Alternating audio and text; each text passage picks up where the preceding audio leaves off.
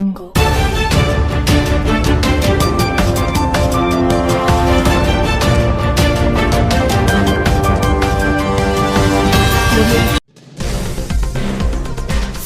রাষ্ট্রপতির সাক্ষাৎকার ঘিরে নানা প্রশ্ন, এটা তার সাংবিধানিক অধিকার বললেন স্বরাষ্ট্রমন্ত্রী। নতুন পোশাক নিয়ে অস্বস্তিতে পুলিশ, পুরনো পোশাকে ফিরতে চান বাহিনীর সদস্যরা, পুলিশ সার্ভিস অ্যাসোসিয়েশনের বিবৃতি। মেয়র কাউন্সিলর নির্বাচন নিয়ে অবস্থান জানালো নির্বাচন কমিশন, পহেলা বৈশাখের আগেই সম্পন্ন হবে ভোট। 2 আসনে উপনির্বাচন নিয়ে জোর ইসির। স্থানীয় সরকার ও সিটি নির্বাচন নিয়ে প্রস্তুতি শুরু করেছে এনসিপি, প্রস্তুত নির্বাচন পরিচালনা কমিটিও, চেয়ারম্যান হলেন সার্জিস হান্নান মাসুদ। দেশজুড়ে আলোচনায় বৈষম্য বিরোধী ছাত্র আন্দোলনের সমন্বয়ক মাহাদি, দিল্লি সফরে সঙ্গে থাকা নারীকে নিয়ে কৌতূহল, জানা গেল পরিচয়। সম্প্রতি গণমাধ্যমে প্রকাশিত রাষ্ট্রপতির বিশেষ সাক্ষাৎকারকে ঘিরে সৃষ্টি হয়েছে আলোড়ন। সাক্ষাৎকারে রাষ্ট্রপতি গত 18 মাসের অন্তর্বর্তী সরকারের সময়কে চরম অবমাননাকর হিসেবে অভিহিত করেছেন। সে সময় তার সাথে ঘটে যাওয়া বেশ কিছু বিষয় সেখানে তুলে ধরেন রাষ্ট্রপতি। সেই সাক্ষাৎকার নিয়ে কথা বলেছেন স্বরাষ্ট্রমন্ত্রী সালাহউদ্দিন আহমদ। বলেন, দেশে প্রত্যেকের সাংবিধানিক অধিকার নিশ্চিত করা হবে, সবারই কথা বলার অধিকার আছে, যে যার মতো করে কথা বলবে, যারা জবাব দেওয়ার দেবে। সোমবার সচিবালয়ের স্বরাষ্ট্র মন্ত্রণালয়ে আইন শৃঙ্খলা রক্ষা বাহিনীর প্রধানদের সঙ্গে বৈঠক শেষে সাংবাদিকদের প্রশ্নের জবাবে তিনি একথা বলেন। এদিকে রাষ্ট্রপতির সাক্ষাৎকারের বিষয়ে তথ্যমন্ত্রী জহির উদ্দিন স্বপন বলেন, গণমাধ্যমে রাষ্ট্রপতির একটি সাক্ষাৎকার প্রচারিত হয়েছে, যেখানে তিনি অনেক প্রসঙ্গ টেনেছেন। বিএনপি প্রসঙ্গ এবং তাকে সহযোগিতা না করার বিষয়েও রাষ্ট্রপতি কথা বলেছেন। স্বপন জানান, বিষয়টি যেভাবে দেখা দরকার সেভাবে দেখা হয়নি, দেখার পর প্রতিক্রিয়া জানানো হবে। বদলে যাওয়া পোশাক নিয়ে মাঠ পর্যায়ে পুলিশের সদস্যদের অস্বস্তির বিষয়টি নতুনভাবে সামনে এসেছে। পোশাক পরিবর্তনের বিষয়টি মেনে নিতে পারছেন না অনেকে, নতুন পোশাকের পরিবর্তন চাচ্ছেন। বর্তমান পোশাকের রং নিয়ে প্রশ্ন তুলেছেন কেউ কেউ। সব মিলিয়ে পুরনো পোশাকে ফিরতে চান পুলিশ সদস্যরা। সোমবার রাতে পুলিশ সার্ভিস অ্যাসোসিয়েশনের পক্ষ থেকে সংগঠনের সাধারণ সম্পাদক কুমিল্লা জেলার পুলিশ সুপার মোহাম্মদ আনিসুজ্জামান স্বাক্ষরিত একটি বিবৃতি দেওয়া হয়েছে। এতে গভীর উদ্বেগের সঙ্গে তারা জানান, বাহিনীর বেশিরভাগ সদস্য তড়িঘড়ি করে নেওয়া এই পরিবর্তনের পক্ষে নন। তারা বরং বর্তমানে পরিহিত পোশাকটিকে বাংলাদেশ পুলিশের দীর্ঘদিনের ঐতিহ্য, শৃঙ্খলা ও পেশাদারিত্বের প্রতীক হিসেবে মনে করেন না। বিবৃতিতে আরও বলা হয়, সাবেক অন্তর্বর্তী সরকার পুলিশ সদস্যদের গায়ের রং, আবহাওয়া এবং তাদের মতামত উপেক্ষা করেই কোনরূপ জনমত যাচাই ছাড়াই পোশাক নির্বাচন করে।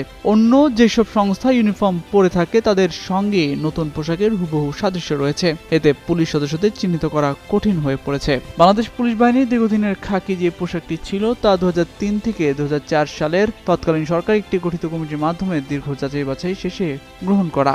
এই পোশাকে পুলিশের চাকরিতে কর্মরতদের গায়ের রং, আবহাওয়া, রাত ও দিনের ডিউটিতে সহসা চিহ্নিত করা যায়। এছাড়া ওই পোশাক অন্য যে কোনো বাহিনীর সঙ্গে যেন সাদৃশ্য না হয়, এসব বিষয় বিবেচনা করে নির্ধারণ করা হয়েছিল।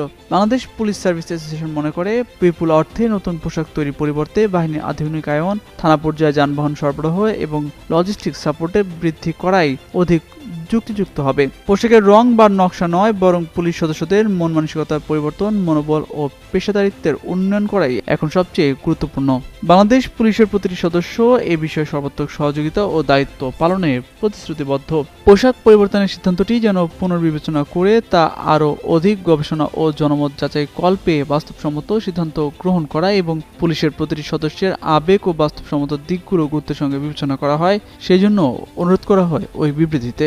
ত্রয়োদশ জাতীয় সংসদ নির্বাচনের পর সবার নজর এখন সিটি কর্পোরেশন ও স্থানীয় সরকার নির্বাচনের দিকে। সিটি ও স্থানীয় সরকার নির্বাচন কবে হবে সে নিয়ে কৌতূহলের শেষ নেই। নির্ধারিত পদে প্রার্থী বাছাইয়ে সক্রিয় হয়েছে রাজনৈতিক দলগুলো। এরই মধ্যে ইসি আনোয়ারুল ইসলাম সরকার আভাস দিলেন, কবে হবে নির্বাচনের তফসিল ঘোষণা।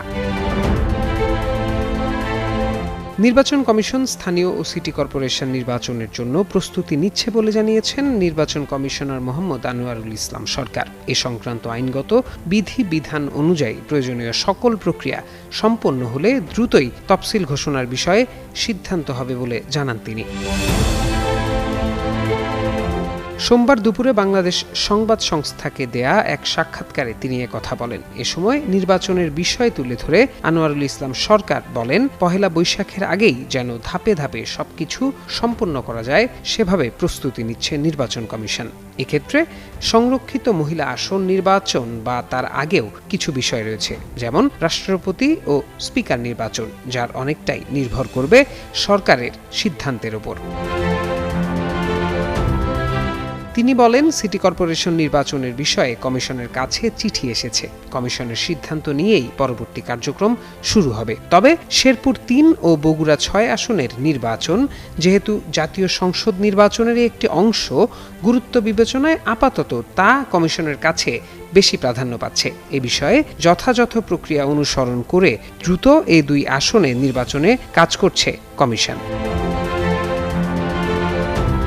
২ সংসদীয় আসনে নির্বাচনের আয়োজনের কারণে সিটি কর্পোরেশন নির্বাচন দিতে দেরি হবে কিনা এ প্রসঙ্গে ইসি আনোয়ারুল বলেন, সিটি কর্পোরেশন নির্বাচন বা স্থানীয় সরকার নির্বাচনের ক্ষেত্রে বেশ কিছু কাজ থাকে, সেগুলো শেষ করেই নির্বাচন দেয়া হবে। প্রত্যয় দাস, যুগান্তর নিউজ। জাতীয় সংসদ নির্বাচন শেষে চলছে স্থানীয় সরকার নির্বাচনের প্রস্তুতি। এর মধ্যে মেয়র, কাউন্সিলর পদে প্রার্থী যাচাই বাছাইয়ের কাজ শুরু করেছে রাজনৈতিক দলগুলো। এরই ধারাবাহিকতায় স্থানীয় নির্বাচন পরিচালনা কমিটি গঠন করেছে জাতীয় নাগরিক পার্টি। সোমবার রাতে এক বিজ্ঞপ্তিতে এ তথ্য জানানো হয়েছে। এনসিপির স্থানীয় সরকার নির্বাচন পরিচালনা কমিটির চেয়ারম্যান হিসেবে দায়িত্ব পেয়েছেন দলের উত্তরাঞ্চলের মুখ্য সংগঠক মোহাম্মদ সার্জিস আলম এবং সদস্য সচিব হয়েছেন সংসদ সদস্য আব্দুল হান্নান মাসুদ। এই কমিটিতে সদস্য হিসেবে রয়েছে আরিফুল ইসলাম আদিব, আলাউদ্দিন মোহাম্মদ, তাহসিন রিয়াজ, অ্যাডভোকেট মঞ্জিলা ঝুমা। বিজ্ঞপ্তিতে বলা হয়, কেন্দ্রীয় কমিটির নেতারা, সব বিভাগীয় সাংগঠনিক সম্পাদক এবং জেলা নেতাদের এই কমিটিকে সার্বিক সহযোগিতা করবেন। ত্রয়োদশ জাতীয় সংসদ নির্বাচনের পর দেশের রাজনৈতিক অঙ্গনে নানা আলোচনার মধ্যেই নতুন করে আলোচনায় বৈষম্য বিরোধী ছাত্র আন্দোলনের সাবেক সমন্বয়ক মাহদি হাসান। সম্প্রতি ভারতের রাজধানী দিল্লি সফরে তার সঙ্গে এক নারী ছিলেন। এই তথ্য সামনে আসার পর শুরু হয় জল্পনা। তবে অনুসন্ধানে উঠে এসেছে কে সেই নারী। এ নিয়ে বিবিসি বাংলায় এক প্রতিবেদনে বলা হয়েছে, পর্তুগালের ভিসা নিতে দিল্লিতে যান মাহদি। কারণ বাংলাদেশি নাগরিকদের জন্য পর্তুগালের ভিসা প্রক্রিয়া সম্পূর্ণ করতে দিল্লিতে আবেদন করতে হয়। সে অনুযায়ী তিনি ভারতীয় ভিসা নিয়ে সেখানে যান এবং কনট প্লেসের একটি ভিসা প্রক্রিয়াকরণ কেন্দ্রে আবেদন করেন। সে সময় তার সঙ্গে ছিল এক নারী, যে মাহদির আত্মীয় হন এবং সেই নারীও একই উদ্দেশ্যে সেখানে উপস্থিত ছিলেন। সূত্র জানায়, দিল্লিতে অবস্থানকালে তারা নয়াদিল্লি রেল স্টেশনের কাছাকাছি পাহাড়গঞ্জ এলাকার একটি হোটেলে ওঠেন। ভিসা সেন্টারের অপেক্ষার সময় কেউ একজন মাহাদির ভিডিও ধারণ করে। পরে বিষয়টি বিভিন্ন মহলে ছড়িয়ে পড়ে। ঠিক তখন থেকেই তার কাছে ভারত ও বাংলাদেশ থেকে একাধিক অচেনা নাম্বার থেকে ফোন আসতে শুরু করে। সূত্র বলছে, হঠাৎ করে এত অজানা ফোন পেয়ে মাহদি বুঝতে পারেন তাকে চিহ্নিত করা হচ্ছে। সেদিন দুপুরের দিকে বাংলাদেশ থেকেও তিনি একই বার্তা পান। এরপর তিনি পুরনো দিল্লির জামে মসজিদ এলাকা সহ কয়েকটি স্থানে আশ্রয় খুঁজেছেন বলে জানা গেছে। তবে কেউ তাকে থাকতে দিতে রাজি হননি।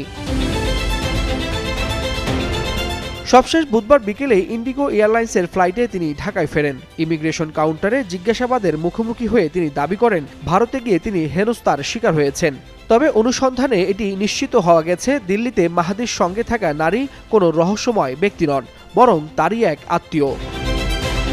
ওয়ালিউল হাসানাত, যুগান্তর নিউজ। জাতীয় সংসদের অধিবেশন বসছে ১২ মার্চ। ইতোমধ্যেই বিরোধী দলীয় চিফ হুইপ ঠিক হয়ে গেছে। এনসিপির আহ্বায়ক নাহিদ ইসলামকে এই পদে মনোনয়ন দিয়েছে জামাত জোট। সরকারি দলীয় চিফ হুইপ মনোনয়ন নিয়ে আলোচনা এখন তুঙ্গে। ত্রয়োদশ জাতীয় নির্বাচনে নিরঙ্কুশ জয়ের পর গত ১৭ ফেব্রুয়ারি দলীয় চেয়ারম্যান তারেক রহমানের নেতৃত্বে সরকার গঠন করেছে বিএনপি।